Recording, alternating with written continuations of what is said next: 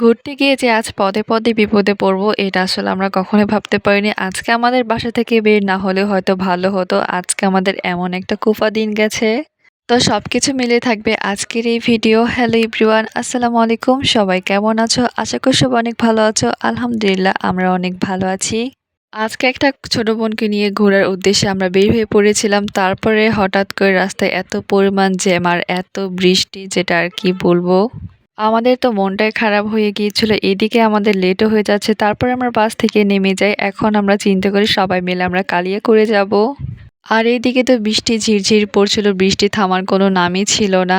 তারপর আমরা বাসে উঠে কালিয়াকৈরের দিকে রওনা হচ্ছিলাম। তখন একটু কিন্তু ভালোই রোদ উঠেছিল।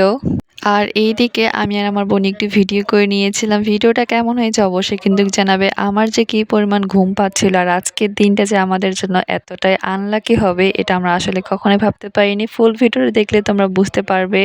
আর আমরা কালিয়াকৈর হাইটেক দিয়ে যাওয়ার সময় প্রতিবার এরকম করে একটা করে ট্রেন দেখি। তো দেখতে আমার ভালোই লাগে ট্রেনগুলো।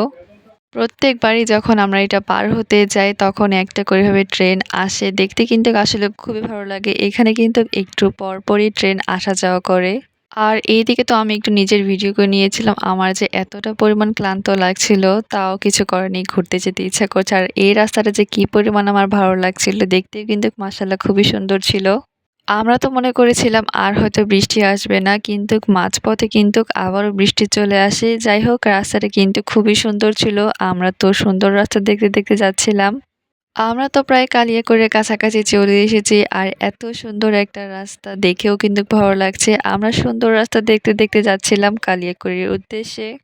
এবং তোমরা কে কোথা থেকে আমার ভিডিও দেখো অবশ্যই কিন্তু সবাই কমেন্ট করে জানাবে।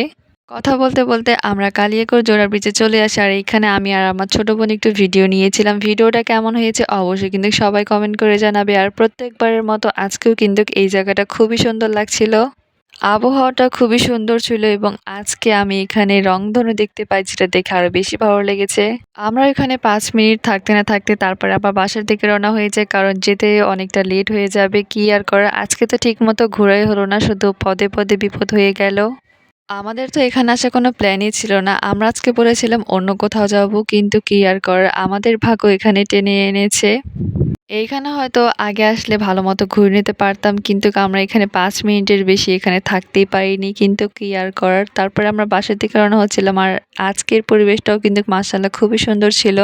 এই অটোতে যে এখানে এত পরিমাণ জ্যাম ছিল, এখানে অনেকক্ষণ বসেছিলাম। তারপরে আবার আমাদের বাস হঠাৎ করে নষ্ট হয়ে যায়। তারপরে আমরা আরেকটা অটোতে করে আমরা বাসায় চলে যাই।